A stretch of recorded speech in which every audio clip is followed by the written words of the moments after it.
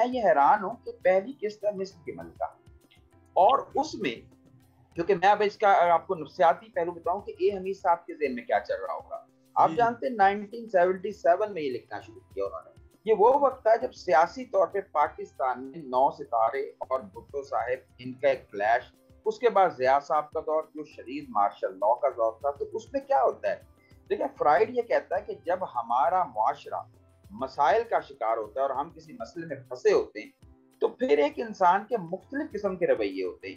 کچھ لوگ کیا کرتے ہیں، وہ جرم کی طرف چلے جاتے ہیں، کچھ ہیں جو قتل کر لیتے ہیں کسی کو، کچھ خودکشی کر لیتے ہیں، کچھ کیا کرتے ہیں ڈرگز یا نشے کا سہارا لیتے ہیں، اور کچھ ادیب لوگ کیا کرتے ہیں وہ ماضی کی یاد میں ہو جاتے ہیں.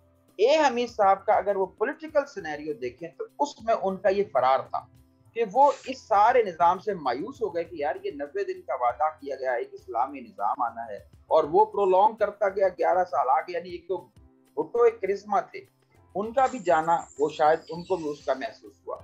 تو وہ ایک اس طرح سے ماضی میں جاتے ہیں. یعنی یہ جو ایک فرائیڈ نے تھیوری پیش کی ہے اس کا وہ ایک عملی نمونہ نظر آ رہے ہیں.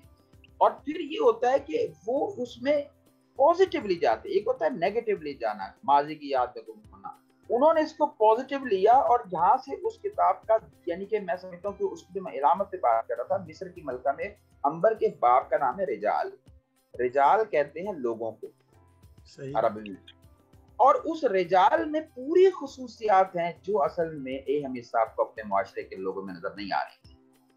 وہ رجال نام رکھنا جو میں سمجھتا ہوں سائیکو انالیسس اور تحلیل نفسی کے تحت اگر میں دیکھوں تو اس نام کا جو کہنے کے سلیکشن ہے وہ ان کا ایک آئیڈیلزم، ایک آدرش تھا کہ ایسا ہونا چاہیے.